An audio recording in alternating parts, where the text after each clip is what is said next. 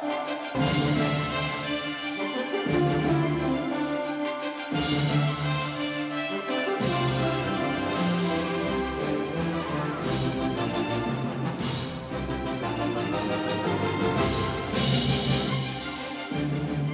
from the Pope John Paul II Cultural Center in Washington, D.C., Raymond Arroyo. Welcome to The World Over Live. Emily and Chuck Colson, the founder of Prison Fellowship, are here to talk about a very personal and inspiring story. Emily's 19-year-old son, Max, has autism. She and her father have co-authored a memoir about their journey with Max called Dancing with Max. We'll get into that in a moment. And later, Catholic League President Bill Donahue is here to talk with us about the newly released report on the causes and context of the clergy sex abuse crisis. The media has been having a field day with this. Dr. Donahue is here to put the report and the media response in perspective. If you'd like to be part of the show, the number 1-800-221-9460 in the U.S. and internationally 205-271-2980, or drop us an email worldover@EWTN.com. Here's the brief news from the world over this week. The long-awaited study on the root causes of the sex abuse by clergy in the U.S. was released on Wednesday. Commissioned by the U.S. Bishops' Conference and conducted by the John Jay College of Criminal Justice, the study pointed to sociological factors and inadequate seminary training during the 1940s and 50s as primary causes of the clerical abuse. That training, the report asserts, left priests ill-prepared for the social upheavals and sexual permissiveness of the 1960s. Furthermore, the John Jay report concluded that homosexuality was not a driving factor of abuse, while noting that 80% of all reported victims were post-pubescent males. They asserted instead that offenders chose to victimize boys mainly because clergy had greater access to them. Altar girls had not yet been permitted. The bishop said they will use the report to consider changes to its policy for protecting children. I'll have more about the report, the recently released Vatican guidelines on clerical sexual abuse, and the media's reaction later in the show. And the head of China's religious regulatory agency said that Chinese officials will proceed with the appointment of new bishops without approval from the Vatican. Anthony Liu Beiniwen said that the official Catholic Church in China, a government-run entity, will install bishops by self-election and self-ordination. He further insisted that the Vatican should not interfere with the process. At his general audience on Wednesday, Pope Benedict XVI made an urgent appeal for prayers, saying Catholics of China want unity with the universal church, with the supreme pastor, with the successor of Peter. The Holy Father expressed hope that through prayer, the bishops' wish to remain loyal to Rome will prove stronger than the temptation to follow a path independent of Peter. End quote. Irish and British officials alike are hailing the success of the historic four-day visit of Queen Elizabeth to the Republic of Ireland. She is the first British monarch to visit Ireland in 100 years. The visit has been a symbol of peace and reconciliation between the two nations after centuries of strife. Ireland employed the largest security effort in its history to protect the Queen, and for the most part, the visit has gone without incident. It's a new spring of U.S. foreign policy with Muslims worldwide and in the Middle East. President Barack Obama on Thursday signaled a major shift in U.S. policy in the region. He explicitly supported what he described as democratic efforts in Muslim countries throughout the Middle East. As a starting point for peace talks between Israel and Palestinian leaders, the president recommended reverting to Israeli borders established in June of 1967. Israel's Prime Minister Benjamin Netanyahu quickly reacted to the idea and called a return to 67 borders indefensible for Israeli security.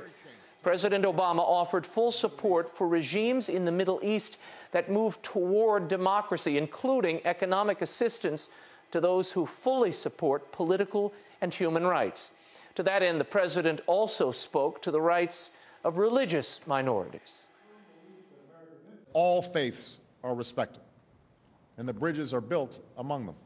And for this season of change to succeed, Coptic Christians must have the right to worship freely in Cairo, just as Shia must never have their mosques destroyed in Bahrain. The president's comments come just days after another enraged mob in Cairo attacked a group of Christians. A few hundred Christians were peacefully protesting outside of Egypt's state television when they were bombarded with Molotov cocktails and rocks. 65 people were injured in what appears to be another organized effort by militant Muslims. According to reports, riot police stood by and watched. In the greatest of ironies, the Christians were protesting the recent deadly attacks at 3 Coptic churches by another Muslim mob, as well as the lack of police protection for the Christian community. And in Iraq, the beheaded and mutilated body of a young Christian father of 3 was discovered on Monday. Ashur Yaqub Isa was kidnapped 2 days prior. His captors initially demanded a $100,000 ransom payment. Police said his body showed horrific marks of torture. The crime sent shockwaves through the Christian community there. The Assyrian International News Agency is reporting that the crime was conducted by Sunni extremists. Archbishop Louis Sacco of Kirkuk condemned the murder as an inhuman act that goes against every human and religious principle. Speaking to Asia News, he called on local and national security forces to work together to protect defenseless citizens.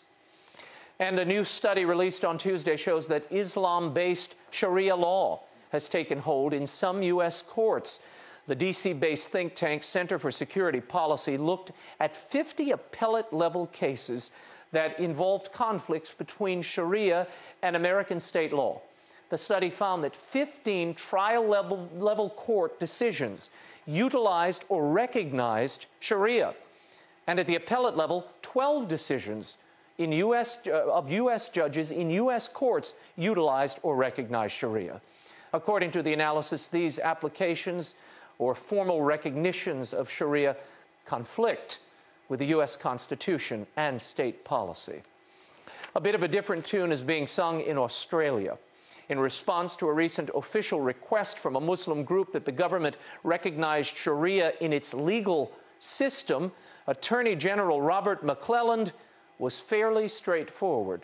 He said, quote, "There is no place for Sharia law in Australian society, and the government strongly rejects any proposal for its introduction. Australia's brand of multiculturalism promotes integration. If there is any inconsistency between cultural values and the rule of law, then Australian law wins out," end quote. In a new instruction, the Vatican has made it clear that the use of the extraordinary form, the traditional Latin liturgy of the Mass, should be available to all the faithful. Universae Ecclesiae, released on May 13th, follows up on the motu proprio Summorum Pontificum, which clarifies the intent of Pope Benedict XVI.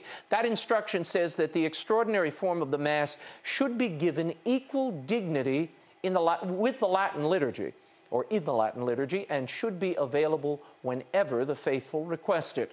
Meanwhile, on Sunday, for the first time in over 4 decades, a solemn pontifical Mass in the extraordinary form of the Roman Rite was offered at the altar of the chair of St. Peter at St. Peter's Basilica. And if you're planning a trip to D.C., why not experience the World Over in person, Thursdays at 8 p.m. Eastern? Drop us an email at worldoverdc@yahoo.com, and we'll reserve a seat for you. Up next, Emily and Chuck Colson are here to tell us about dancing with Max. Who is Max? Find out his inspiring story when the World Over Live continues. Stay right there.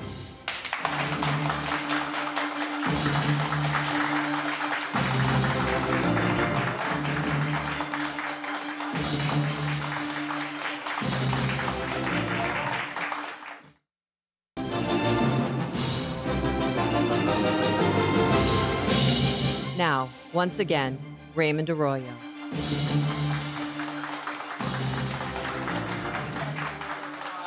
My next guest is Emily Colson. She's an artist, a writer, and a single mother of an extraordinary 19-year-old boy who suffers with autism. In her memoir, Dancing with Max, a mother and son who broke free She shares her story of heartbreak and true inspiration as she and Max journey through autism. Please welcome Emily Colson to the show. So good to have you here. We're also delighted to be joined by an icon, her father and the co-author of this book. He wrote a beautiful introduction and epilogue. He was once known as Richard Nixon's hatchet man, but today he's better known as the founder of Prison Fellowship, the world's largest prison ministry. He is a towering figure in the evangelical community and throughout Christianity. Please welcome Chuck Colson to the world over. Thank you for being here, Chuck. I want to start with Max, your extraordinary son. Now, you had Max. You were quickly in the tumult of that, separated from your husband. As often happens, marriages suffer greatly when a child is diagnosed with autism. Tell me what did you first think when this diagnosis came in?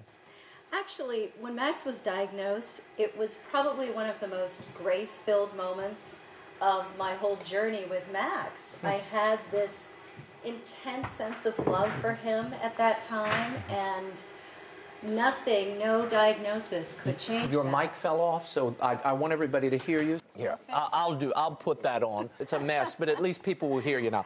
So tell me, Max was 2, and there's a scene in the book where he's 2 years old, and this is a struggle, and all the parents I know of children with autism, I mean, it's a daily struggle, mostly on a weight the parent has to carry. You kind of hit the wall, literally. There was a hole in the wall at 2 years old. Tell me what happened there, and you really go to God in that moment. Oh, I did, and actually, it was a little bit later in the journey. Max was about 9 years old, and I had absolutely hit the wall. Personally, I was just spent. I was spending all my time fighting for education, as is so common for us as parents, and no sleep, maybe 2 hours a night. The autism was so difficult that we could barely even go out of the house during the day. The tantrums were so huge. And these aren't the kinds of tantrums other kids have, where they want to buy something and they throw themselves on the floor. Max wanted the world to make sense, and it didn't. And of course, he was looking to me to help him make sense of it. And at that point, I didn't understand it any better than he did. And you go to God. You pray in desperation. You say you kind of throw yourself over the edge of your bed. And he did answer you. What did he say? He answered. Yes, he did.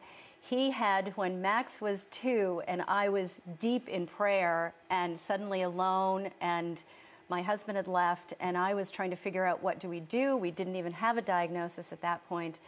And I was praying for everything, a new home. We needed finances. I needed work. I needed help for Max. And the response that I got from God was, walk with me. And I knew Jesus was putting his hand out to me, saying, walk with me. It wasn't sit. It wasn't sit still, don't do anything. It was a motion to go somewhere with him. Now, there's a dual story here, and I love the way the book is structured in that your father opens the book. And Chuck, you talk in the opening of how you were so consumed with your career here in Washington that when Emily was a little girl, there wasn't the time for her. And that it was a brush with cancer in the 80s that really brought you all together. It was. I had not paid attention as a dad the way I should have. I was out to change the world. Office next to the President of the United States, the whole power trip here in Washington. But when I started internally hemorrhaging in the Philippines, ended up being flown back to the United States. It turned out I had to have surgery and almost died because there were some mistakes made during the surgery, and I ended up with a serious infection.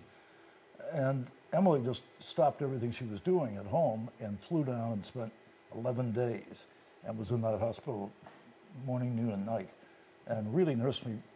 My wife, Patty, and Emily nursed me back to life, but Emily and I really drew a very close bond out of that experience. She helped save my life, and we've felt very close ever since, and I couldn't be prouder of this young woman for what she's done. And then Max comes along. And I understand he accompanies you at times to the prisons when you visit the prisons, or has in the past? He's not actually gone into the prisons. I think he's... No, he will follow anything, his grandfather does. He will imitate. He will follow my dad's lead. It's marvelous because I baptized him in the pool of our home.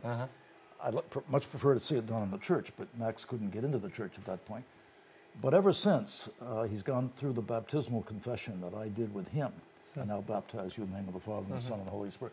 He gets in the pool and does it and reenacts it and shows it to people. I mean, he is so moved by that. Wow. Yeah, one of the things that you see with a child like this, he becomes so loving and so attached to you. And you really get a bond with him that instant that you don't get, well, not instant because you have to get over the difficulties of communicating. Sure. And I had to get down on my knees and get on the floor and play with him, which was tough for me, type A driven guy that I am.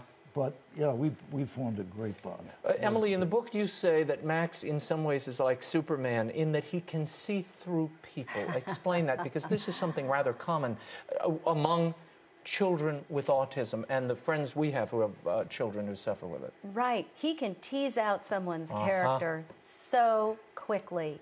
You know, people think that sometimes they're in a room with us or they see us out in public and they're trying not to look, but I can see them trying not to look. Nobody remains neutral with someone like Max, and he sometimes brings out the ugly side of all of us, but at times he has just brought out the most beautiful things in people. They step right out of their comfort zones and into our lives, and it's beautiful. Yeah, we have friends who have a child with autism, and he routinely will come out, he'll be silent through a whole meeting, and then he'll suddenly say something, and it's as if the clouds had opened up and this voice of clarity comes out. I mean, and everybody kind of shudders and looks for a moment. You don't know quite what to say because it's so unvarnished and true. Chuck, you say in the book that there's almost a prophetic dimension here. What do you mean by that? Well, there is in the sense that the fall affects every human being. But Max is less affected by the fall than people who don't have autism. He's innocent about things. He can't lie. Actually, Emily says it would be progress if he could lie because that means he's gaining that ability. He can't. He's absolutely pure. So what you see is just prophetic in the sense that you're seeing a picture of the way God made us before the fall, the way he intended us to be. It's a purity that really is enviable. I mean, you see it and you wish you had that. Oh, it's beautiful. And there's a little EWTN tie-in here, Emily, which it was a friend of mine who sent your book, an editor friend of mine who said, you've got to read this book, and there's this fascinating area about EWTN. I said, what do you mean about EWTN? I said, well, I'm interested because, the topic is interesting, but let me read it. Tell us, your son wakes up, and every morning he watches what? Oh, the Chaplet of the Divine Mercy. There was a point where he would not go to school until he had watched the entire program right through to the credits. And so he became so enamored with this, and he actually loves every program on EWTN. And he is probably the only 20-year-old that can recite all of the luminous mysteries, and he knows everything. Better than most Catholics, probably. I think probably. Yeah. And there's a beautiful story in the book. You take him to the Shrine of Divine Mercy in the Berkshires, which is, you all are in New England. We're in Massachusetts. So you go up to the Berkshires, and you're a little worried because you say in other places, in your own church, he doesn't attend services. Right. He comes in at the end of services. Exactly. So this was really risky, and we got there right as the service was beginning, and I thought, we're in so much trouble. And the first visit, Max just sort of cowered in the hallway, and he watched the whole service, and he recited it because, of course, he had it all memorized, and he followed the little book. And an amazing memory, photographic amazing memory. And then at the very end, he realized that the priest had not finished the service exactly as it ends on television. So from the back of the church, he very loudly recited, "Copyright EWTN to order this and other religious broadcasts."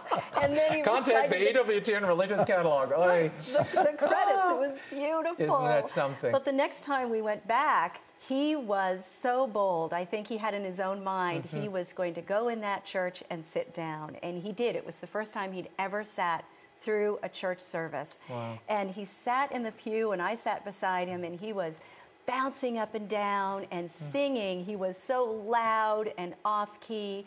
And it was beautiful. Yeah, no, you're right about the people moved by it and telling you how wonderful it was. Chuck, when you hear this, and you've seen him so many times, I mean, you mentioned it a moment ago, this prophetic dimension. There is something pure And we see an expression of faith that is so honest and pure and deep in these children. We do. We see a depth of love for God that many of us don't have, and a passion for it. And he, before I baptized him, I took him through all the steps. Emily did a drawing, showed him all the things it meant. And he can repeat all of that today, and he has this wonderful, engaging way of bringing other people into it. He prays before his meals, and other kids have watched him, and they say, why don't we do that? And then they start doing it. So beautiful. He has no inhibition about talking about his faith in any environment. He becomes his own, he really is a unique witness. He is. And what is the lesson that you've drawn from this, Emily? I mean, this has been a 19-year journey that couldn't have been easy. You describe it in the book, some of it in harrowing detail. Yes. Yet, there is this light of grace that moves through this whole story. And by the end, you feel you've come to some comfort and peace dancing with Max. So what's the lesson for us? I think that unfortunately, there are people who look at Max and assess his life and wonder whether he is valuable, whether he has a good quality of life, whether he deserves to take up the space that he consumes, whether he's using up resources. And Max looks back at that same person and thinks, hi, I'm so glad you're here. He is such a teacher of what's valuable and true in life. And so many of us want to dismiss someone like Max because maybe he won't work and maybe he won't pay taxes. And so they wonder if he's going to contribute. And Max has brought more beauty into the world than anyone I know. He's brought more good into the world. And I watch God shining through this young man. Chuck, how has he changed your view of people with disability and your own faith?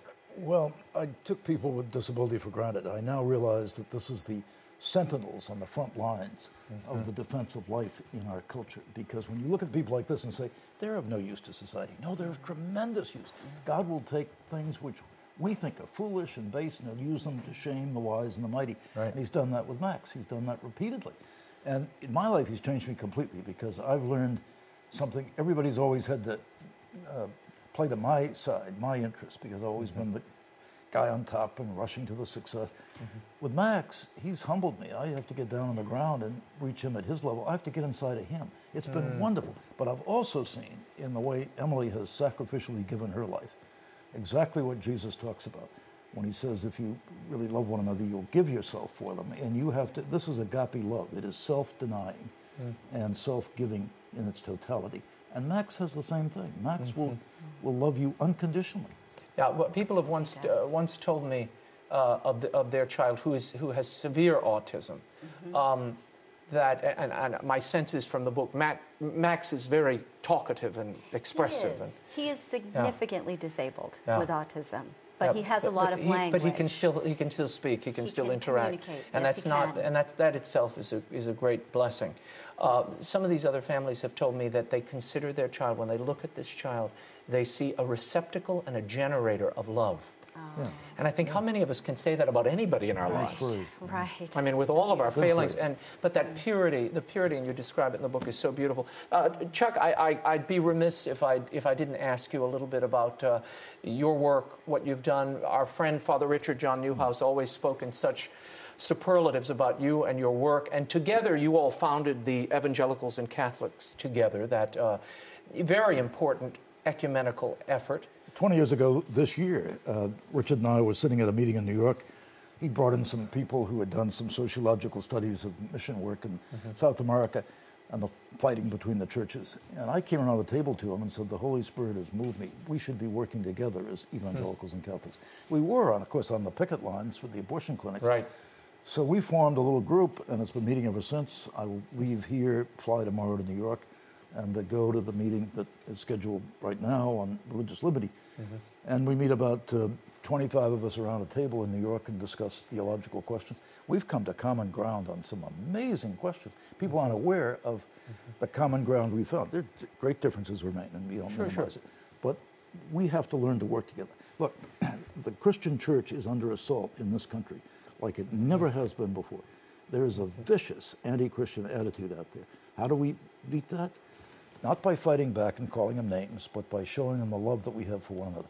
And we have to, as Christians, whether Catholic, Protestant, or Orthodox, do things like the Manhattan Declaration, where we can Right, all I was going to together. say, you've been a part of that as well, which I see as an outgrowth of this, the culture bringing together really Christians of all stripes and uniting them around the figure that matters, Christ himself and his teachings. Raymond, I have to tell you what God has done, because when I started with Richard Newhouse and Father Newhouse in Evangelicals and Catholics Together, I took more heat from the Protestant community. I remember. I was pilloried for a year. We lost $1 million in contributions in our ministry, but I knew it was the right thing, and we persevered. Today, we had 300 religious leaders meet in New York. Archbishops, evangelical leaders, the Patriarch of the Orthodox Church, and came up with this extraordinary 4,700-word document making the case for life, sacredness of marriage, and liberty. And we're going to stand strong. And we will render to Caesar what belongs to Caesar. Under no circumstances will we give to Caesar what belongs to God. So we're going to stand together as a loving community, and the world has to see us as one, not separate. No, and I know that was certainly a burning passion for Father Richard, and he is greatly missed, as is Cardinal Avery Dulles. It was a 1-2 punch when the two of them left us so suddenly. Those kind of people are not easily or quickly replaced, and haven't been. I agree. I love them both. We have a phone call, I believe. We're loading it up in a moment. Emily, when you talk to other parents, what has been the reaction to this book? I imagine they feel some consolation, because this is a song we haven't heard sung before, the song of the parent and what they go through in trying to help their children reach their full potential and be with them and offer life to them. Right, and I think that our story is so hopeful that it's resonating with a lot of families who do see their children as gifts. And I don't underplay the struggle a bit. No, I you know don't. that this is hard work. It's been a real struggle at times for me, for Max, for us as a family. It's been really difficult, but I think people appreciate that I've been so honest, that I do make them laugh, because That's very you funny. need to laugh. And you do. Your spirit shines through, and so does Max's. I mean, his character really bounces off the page in this book. It's been very interesting, Raymond, because I've traveled with Emily where we will do sermons together. I'm her setup man, very humble. Warm-up act. Yeah, warm-up act. And I've watched the crowds afterwards come up to her like they're following the Pied Piper, because everybody's got hurting people in their families. I never realized there was so much disability in the world. And they just flocked to her. Why? Because this book is a book of hope. Through God, you can find the blessings in that life that you maybe had written off and you maybe hadn't thought were possible. And you get mired down and you keep waiting for somebody to say there's a cure to autism. And lots of books are written, and people's hopes get up and they get dashed. This book's giving you the only hope that really matters. And that's the hope that through this relationship with this beautiful autistic boy, you come closer to God than ever. Well, I want to go to the phones. Iris is on the phone. Go ahead, Iris. What's your question or your comment? Well, I just wanted to let people know that I'm the mother of an autistic son. Raymond? Yes, go ahead, honey. I have a 46-year-old autistic son. Wow. He's one of 6 sons I have. Oh. And he's amazing. I mean, he takes care of me. He drives the car. He worked with Pizza Hut for 21 years. He maintains the property. Wow. And he's a Special Olympics champion. I could go on and on. I'm so proud of him. Well, that's spoken like a true proud mama. I like that. Well, thank you, Iris. Yes. And that's and people often, because of the external appearances, and I guess we do this in every walk of life, we sort of dismiss people and miss the opportunity and the possibility of grace that's there. Right. For all of us. And I think that happens with so many of us. It's not just autism that we do that with, but we look at the outside appearances and we make assessments. And if we do that, we miss the gift that God has in mind for that individual. Chuck, final question. I'm going to end with you, and I want to drag you into personal or contemporary events for a moment. Your work in the prison ministry has been legendary. Tell me about the threat of Islam in the prison system today. And what do you make of this outreach, President Obama's outreach today to the Islamic world and in the Middle East? Well, as for the prisons, I wrote an article in the Wall Street Journal right after 9/11 saying, watch out, because the prisons are the training ground for the next wave of domestic terrorists.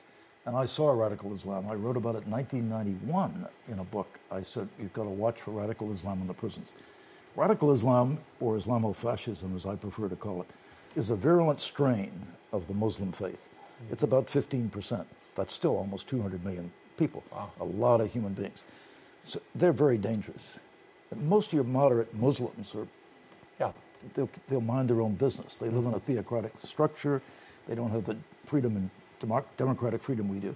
And I think it's going to be a very long time before there's genuine democracy in the Muslim world, which is why I have a little question, a reservation about the outreach that the president has made, because the only true democracy in the Middle East is Israel, and you cannot turn your back on Israel. That was established by the world community, by the United Nations, as a refuge for the Jewish people who have been persecuted so many centuries. And it occupies a special place in history and a special place in the Middle East. You can't start talking about retrenching their borders and putting them in a weak position. They have every right to defend themselves, just like we do. And it is a brother democracy. We've got to look at it that way. Not only does it have a special role in salvation history as a people, but it's a democracy in the Middle East. If one's ever going to flourish, that one has to succeed. Very good. Chuck Colson, Emily Colson, thank you both for being here. It's been such a pleasure. Thank you, Chuck, for making the trip. The book, Dancing with Max, A Mother and Son Who Broke Free, by Emily Colson, introduction and epilogue by Chuck Colson. It's a fantastic read and most uplifting. And how many things can you say that about? It's at bookstores everywhere. Up next, Bill Donahue of the Catholic League is here to discuss the clergy sex abuse report. How credible is it? Donahue is in studio when the World Over Live continues. Stay right there.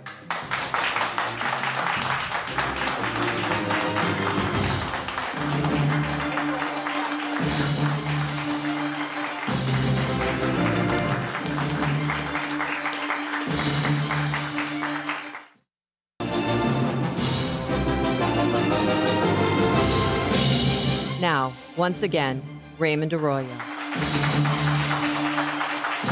My next guest is the omnipresent president of the Catholic League. He's also a sociologist, which is why we thought him the perfect person to help us analyze the new John Jay study on the causes of the clergy sex abuse crisis in the Catholic Church. Here to discuss the findings and why they're being portrayed the way they are in the media is Dr. William Donahue. Bill, thanks for being here. Thank you, Raymond. Thank you so Great to have much. you in studio. Thank you. Usually I get swirling Times Square backdrops behind you, so it's nice to have you here.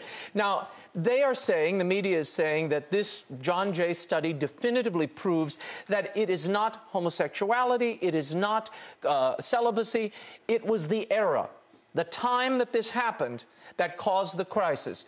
Many in the media are saying this is a cop-out. I think that in fairness to the John Jay sociologists and psychologists, they're looking at the context, okay? They're looking at the causes and the context. The New York Times, I don't quite understand. I think it's an unfair criticism of these sociologists to say that it was a sociological rationalization. Look, I've been saying for a long time that if you want to understand what happened in the Catholic Church here, the timeline, they're absolutely right about it. You're talking about the 60s, mid-60s in particular, to the mid-80s. The late 60s was the time of the sexual revolution. Right. That was the initial catalyst. What ended it? Basically two things. The discovery of AIDS in 81 put the brakes on a lot of people, both in and out of the church, and the bishops in 85, through the Doyle study and others, there was a kind of an awareness of it. So I don't think there's a difference between a justification and an explanation. I think that the New York Times is unfair in their criticism of these social scientists. They're not saying this was the cause. They're simply saying this was the context. This is the context, yeah. Absolutely. And this was a two-part study that the bishops paid $2 million for. This has been going on since 2002, this report, or in the works. The first part was the nature and the scope. This is the causes and the context. So the question is this, Bill. When people come out and say definitively, homosexuality and celibacy had nothing to do with this, do you buy that? Okay, well, regarding celibacy, they're absolutely right. In other words, if celibacy was codified as a stricture in the 11th century, and if celibacy is the cause of a crisis, then you don't see a rise and a decline, because that's a constant. You'd have a constant. It'd be there all the time, or it wouldn't be there at all. So to say that celibacy drove this doesn't explain why we didn't have this problem all along, nor does it explain why, for example, you have a major problem with this kind of situation in other religions. You have it in homes and families amongst heterosexuals. In terms of homosexuality, there is, without doubt, an ideological reluctance. I understand it as an academic, but I cannot excuse them on this, to state the obvious. Look, We've known from the first study that came out in 2004, they've repeated it correctly now in this study. 81% of the victims are male. 78% of them are post-pubescent, meaning beyond puberty. And 100% of the victimizers are male. There's a word in the English language for this. It's not pedophilia, it's not heterosexuality, it's called homosexuality. Now, why the reluctance? I don't think you can hold a job today in higher education if you're associated with any kind of notion that homosexuality could be tied to some kind of untoward sexual expression. That doesn't justify the spin that's been going on. Let me just give you one example. This is right from the study. The majority of priests who were given residential treatment following an allegation of sexual abuse of a minor also reported sexual behavior with adult partners. Well, what adult partners are they talking about? Priests who had sex with men in the seminary were significantly related to the increased likelihood of a male victim. Interestingly, an increase in the number of male victims occurred during the peak years of the abuse crisis. Well, that's not interestingly, that's unsurprisingly. Why the reluctance? I mean, quite frankly, you know, they're using terms like ebophilia, which is nothing more than adult men hitting on adolescent males. Nobody ever talks about ebophilia with regard to heterosexuals. A guy's going after a 16-year-old. Nobody says that's ebophilia. That's a way of dancing around and not using the H word about homosexuality.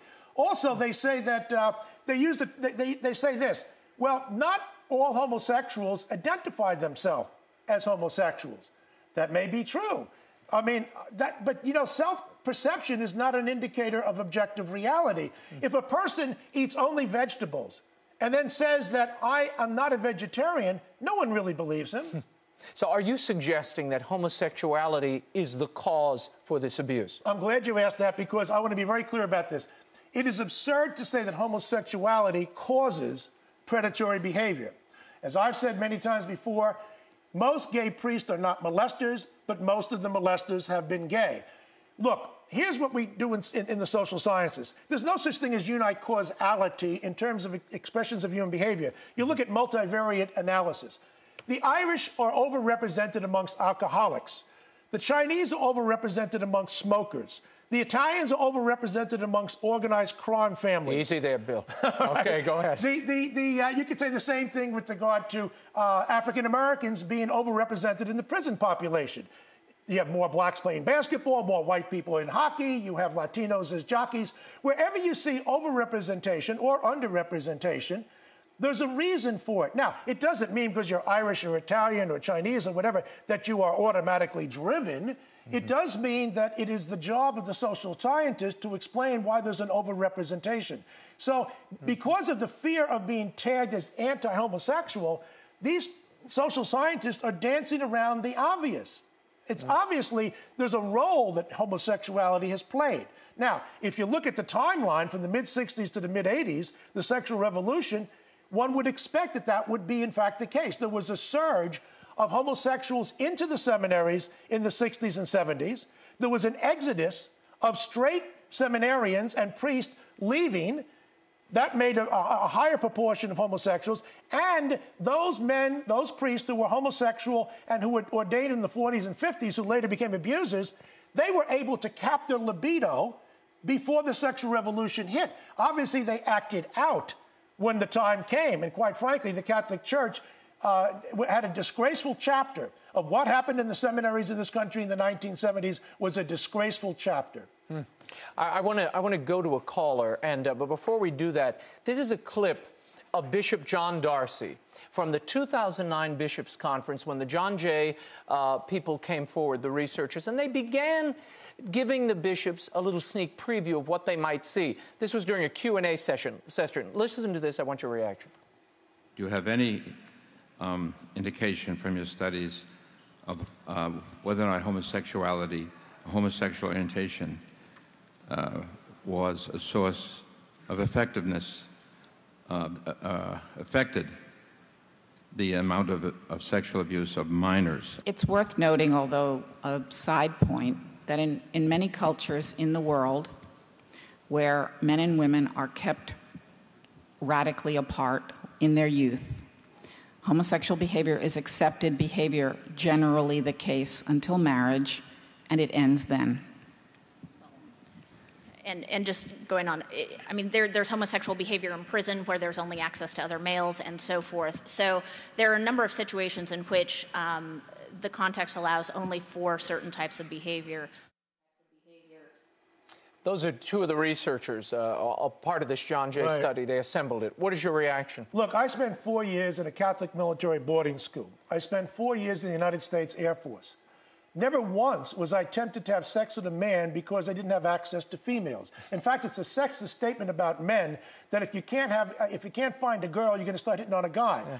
The only people who were having sex in the armed forces when I was in were homosexuals who sought out other homosexuals. So the prison population, quite frankly, the guys who are in the prison have multiple maladies. So I don't think that's what Kinsey did. He studied the prison population and tried to pass it off as extrapolate that out. Yeah. By the way, Kinsey also found out that 37% of homosexuals were involved in the sexual abuse of minors. So when they bring up Kinsey in this report, are they prepared to go that extra mile? You mentioned a moment ago the seminary training and what happened there.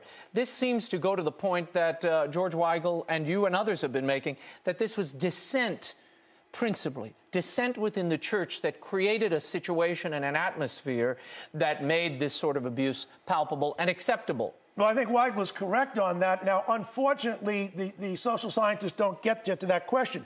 However, to their credit, and to their discredit, because they don't follow it up enough, they do talk about, toward the end, some very good sociologists, Gerald Sykes and David Matza, who talk about techniques of neutralization, how people can self-justify their behavior. Leon Festinger was an outstanding psychologist back in the 1950s who gave us this notion of cognitive dissonance.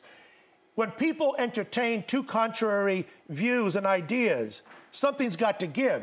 Now, what I'm saying is this: the dissent that was allowed in this country in the late 60s and the 70s and the early 80s, in many of the seminaries in the diocese, it enabled people who were out there sexually acting out to say to themselves, look, I'm going to reconcile this. I know the church says that what I'm doing is wrong, but is the church really right?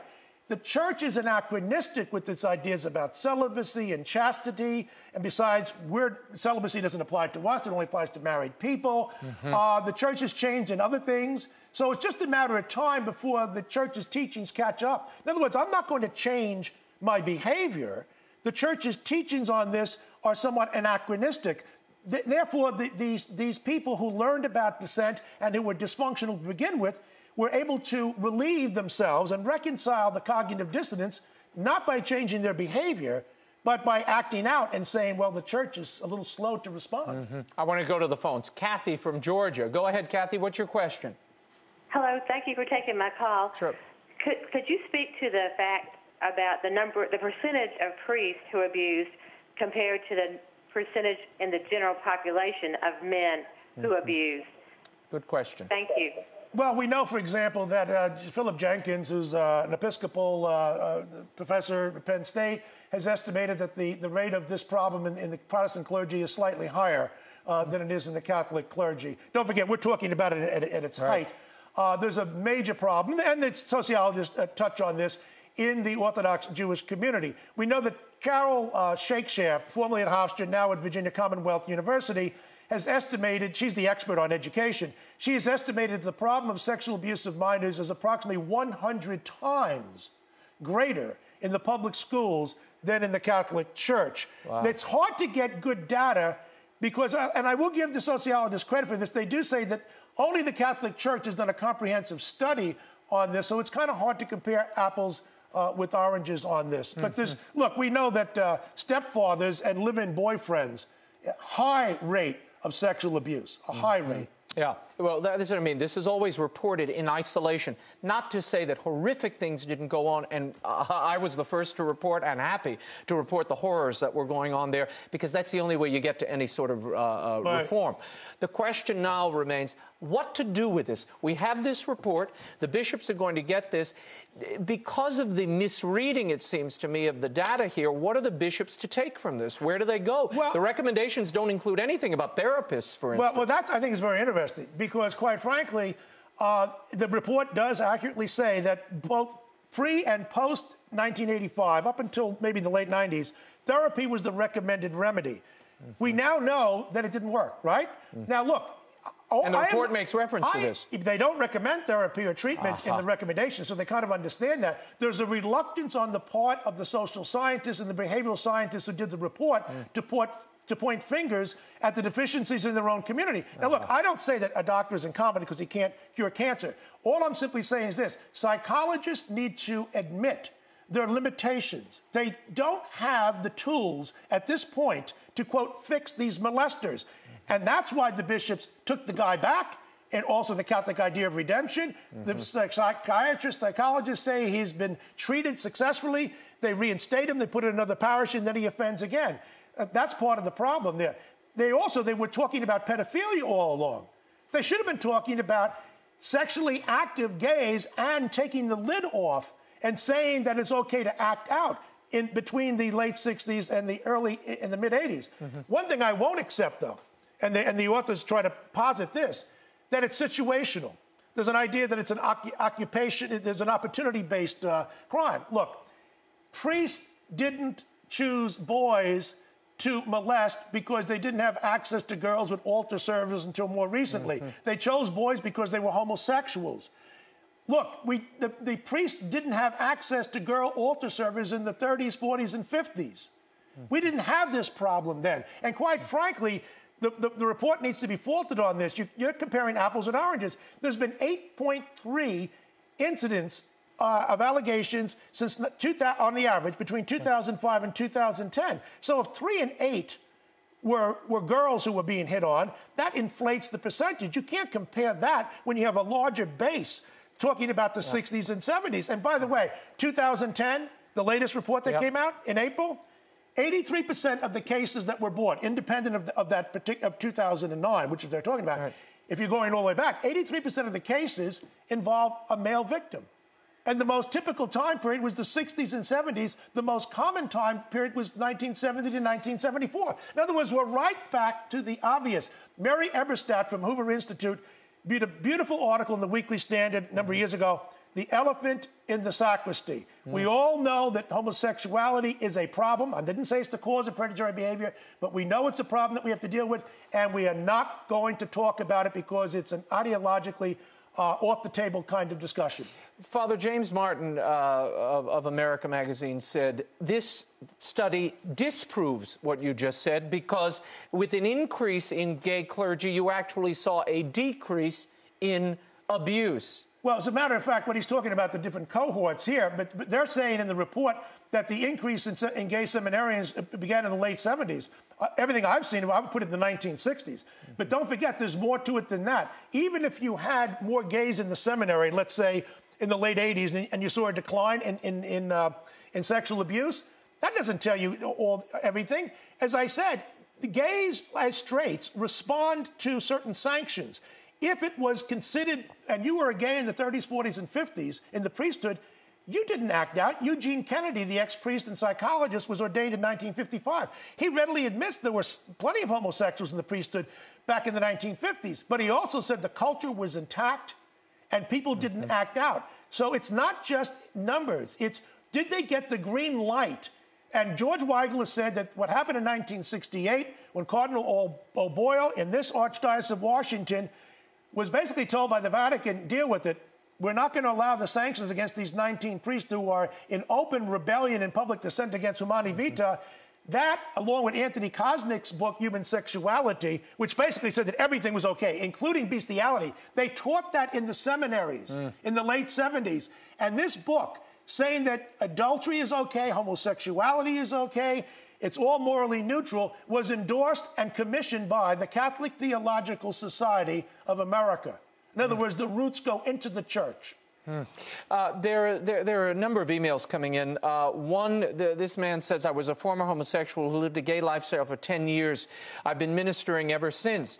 Although there are multiple causes for homosexual confusion, all of them cause arrested emotional development. And he says the reason there's a high incidence of molestation of teenagers among homosexuals is because of a high incidence of arrested development. Have you heard this before? Well, there's no question. If you take a look at the book that came out in the 1970s by Carla J. and Allen, they were gay activists.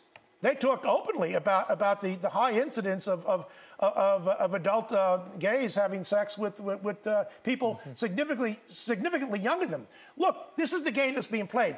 They say in the report that one group they definitely identify as being disproportionately related to hitting on minors were priests who were confused or bisexual. Okay, let's just accept that. They were confused or bisexual. You know what my question is? What kind of sex did they have? Who did they choose? Look, if a person has homosexual sex, he's a homosexual. I don't care whether you say he's confused, so he's a confused homosexual. The self-identification is not as important as the action and the if that's the case, then I'm going to tell everybody watching the TV, you know what? I'm a black man, okay? I identify myself as a black man. Now, is anybody really going to believe me? Look, these characteristics are earned behaviorally. Self-perception and self-identity are interesting psychological variables, but they're not determinative or dispositive of one's actual behavior. You know, I remember the bishops raising this issue, Bishop Bruskowitz and others, at the bishops' conference over the years. The John Jay report, the other problem here is it misses an entire spiritual element in the sense that it doesn't ever really get down deep into what that dissent was that might have caused this, the spiritual breakdown of these men, and, as one of our emailers say, did anyone consider the devil in these abuse cases? Well, look, I think Bishop Bruskowitz, you're absolutely right. I commend him he was very brave in talking about the role of homosexuality. I commend him for that. But I have to say, let me put on my doctorate in sociology hat right now. These people are social scientists. They were asked to look at this from their own training. And when you get into the questions of the devil, that's entirely legitimate for people in the Catholic community to talk about. I'm not going to criticize the social scientists for not discussing that element. Bill Donahue, thank you so much for being here. And for more details on the Catholic League and Dr. William Donahue, visit the Catholic League website at catholicleague.org, and you're going to have a full analysis of this report. I have about a 24-page analysis, which I've just completed, and I'm going to be sending it out to every bishop in the United States so they can deal with this when they go to their meeting in Seattle next month. And I'm going to send it out to the media. Anybody in the social science community who wants to debate me on this issue, I'll be there at 3 o'clock in the morning. Okay, that is all the time we have. Be sure to check out my latest project coming in July at RaymondArroyo.com. You'll have to go there to see what it is. And Jenny Stepanek, Maddie Stepanek's mother, who received such a great response when she was last on the show, she'll appear as one of Oprah Winfrey's last guests on Friday. She's incredible. Don't miss that appearance. Until next week, you can find updates and the occasional commentary by following me on Twitter or on my Facebook fan page. Just go to RaymondArroyo.com. You can click through from there. Until next week, we'll be scouting the world over for all that is seen and unseen. On behalf of the staff and crew of EWTN News, I'm Raymond Arroyo. Thanks for watching. We'll see you next time. Bye now.